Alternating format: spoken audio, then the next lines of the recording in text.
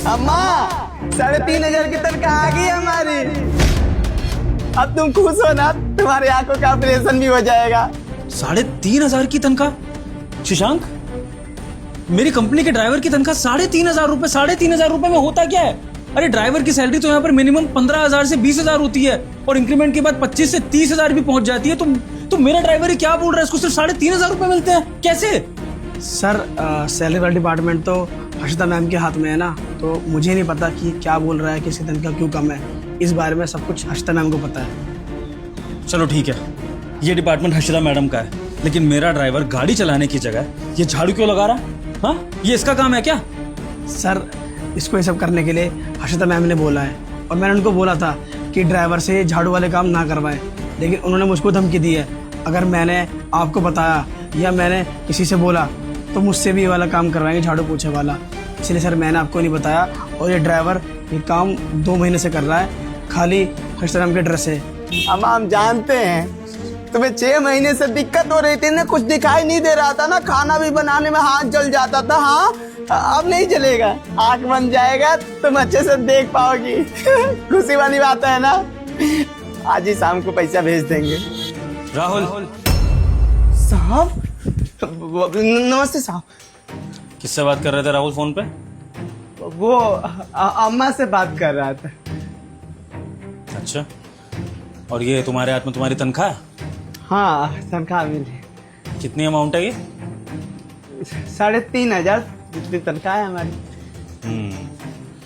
तो राहुल, अगर मुझे कहीं जाना हो तुम्हें लेकर, तो मैं तो जा ही नहीं सकता क्योंकि तुम तो यहाँ पर झाड़ू मारने में बिजी हो।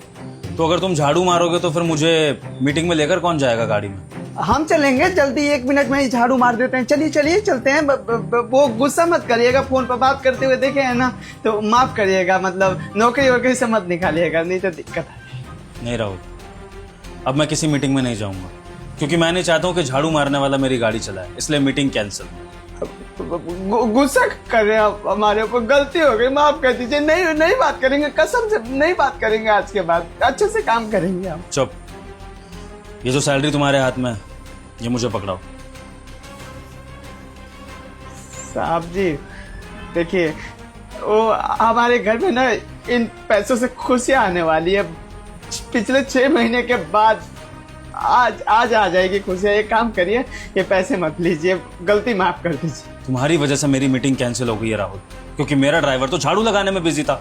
तो फिर जब मेरा नुकसान हुआ है तो फिर मैं तुम्हारा नुकसान भी तो करूंगा ना। ये सैलरी मेरे हाथ में लाओ, वरना मैं तुम्हें अभी के अभी नौकरी से बाहर निकाल दूंगा। सोच लो, 1 महीने की तनख्वाह के पीछे अपनी आने वाली 11 महीनों की तनख्वाह खो दोगे तुम। नहीं रखिए आप, तरस खा सकते हैं थोड़ा सा का। आपको बताएं हम आपको क्यों बोल रहे हैं। अम्मा का आंखों का ऑपरेशन कराना है इन पैसों से, इसलिए। बस मुझे कुछ नहीं सुनना। जब कैबिन में बुलाऊं तो आ जाना, और आइंदा से ड्यूटी पर फोन पर बात मत कर लेना, समझे? चाहे झाड़ू लगाओ चाहे मेरी गाड़ी चलाओ। अम्मा तुम फोन पर ही थी ना, सब कुछ सुनी ना कि साहब आके तनख्वाह लेके चले गए। हम बोले भी कि अम्मा का ऑपरेशन कराना है, फिर भी अम्मा तुम काहे रोने लगती हो, मुझे समझ में नहीं आता। यहाँ पर मैं रो रहा हूँ, वहाँ पर तुम रो रही हो। अरे हाँ, ऑपरेशन हो जाएगा तुम्हारी आंखों का।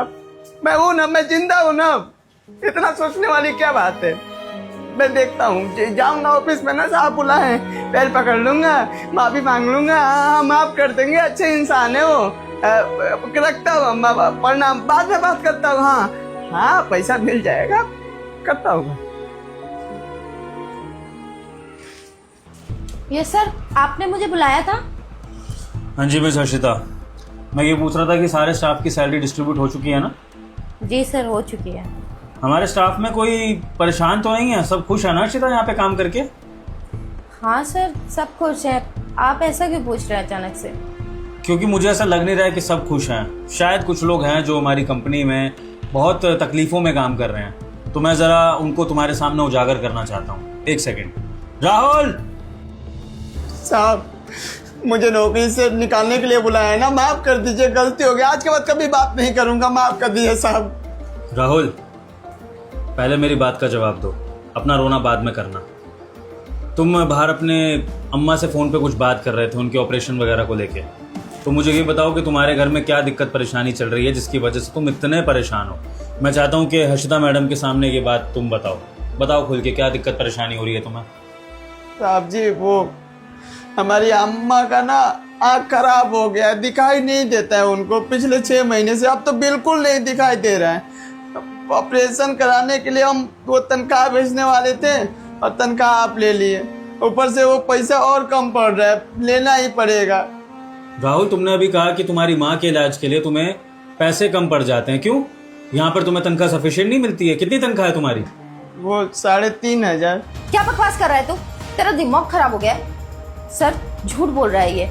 मैं इसको पूरे 15,000 रुपए देती हूँ और पता नहीं क्यों अब यहाँ पे आके झूठ क्या मैडम जी 15,000 की तनख्वाह आप देती हैं? अरे झूठ क्या बोल रही है? हम पिछले 6 महीने से काम कर रहे हैं, 3,500 की तनख्वाह मिलती है और ऊपर से ये साफ सफाई का भी काम कर रहा हूँ पिछले 2 महीने से। बोली है कि अब ज्यादा काम करने पर 3,500 की तनख्वाह मिलेगी। झूठ क्या बोल रही हैं आप साहब के सामने? चुप, झूठा कहीं का।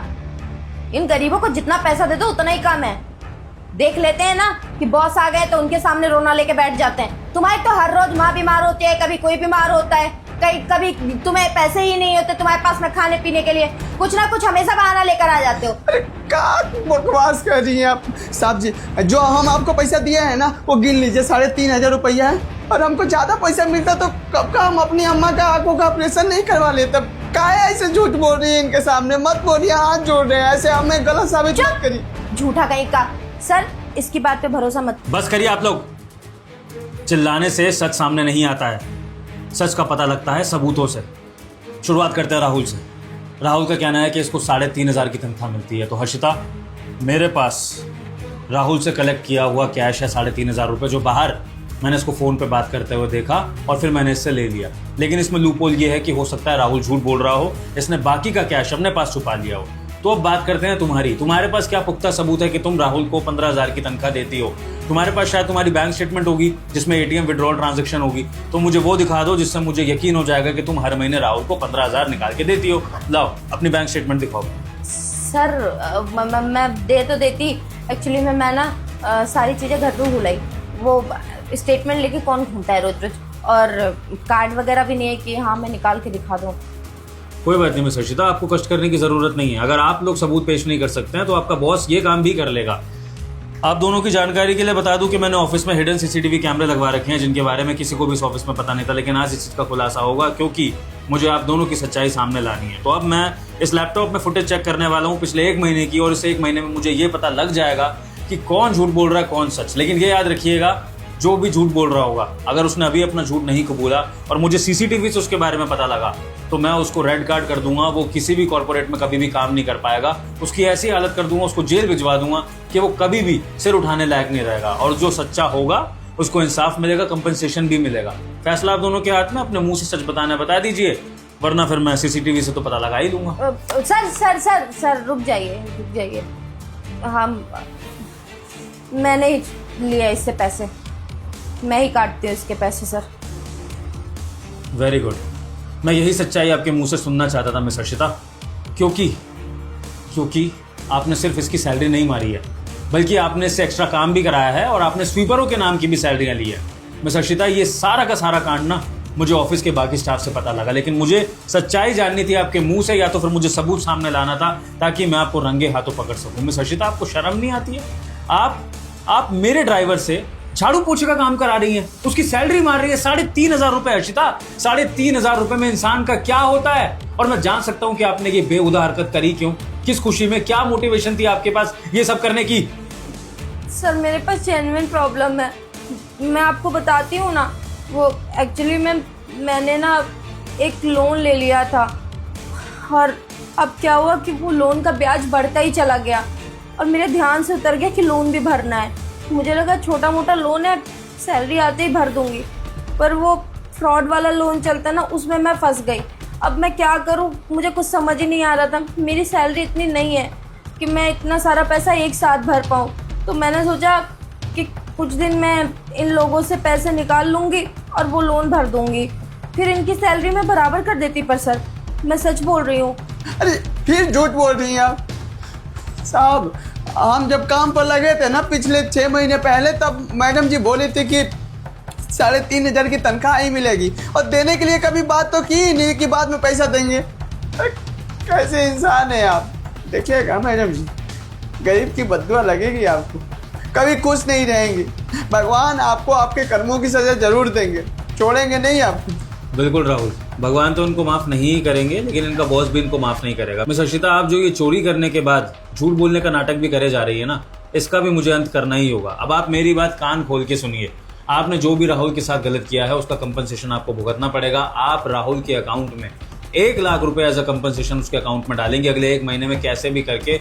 मुझे नहीं पता, अपनी सैलरी से डालिए, कहीं से डालिए, कुछ भी करिए, लेकिन आपको राहुल के अकाउंट में पैसे डालने हैं। और अगर आपने ऐसा नहीं किया मिस हर्षिता, तो मैं आपको पुलिस के हवाले कर दूंगा। मैं चाहूँ तो अभी के अभी FIR दर्ज कर सकता हूँ आपके अगेंस्ट, लेकिन नहीं, मैं आपकी फैमिली का, आपकी इज्जत का ख्याल करके ये नहीं कर रहा हूँ। इसलिए बेटर है कि इस कंपनी से निकलिए और राहुल के अकाउंट में 1 लाख रुपए टाइमली पहुंच जाने चाहिए, वरना आपका करियर बर्बाद।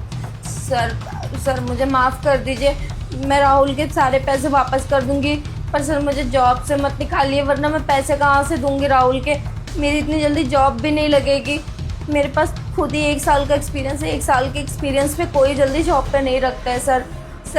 मैं वादा करती हूँ, मैं राहुल के सारे पैसे दे दूंगी सर।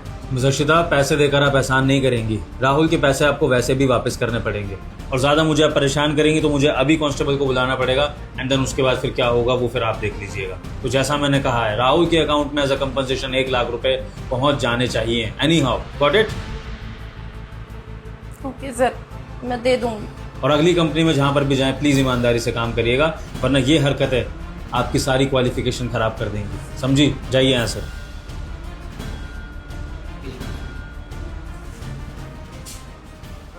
राहुल, मुझे माफ करना।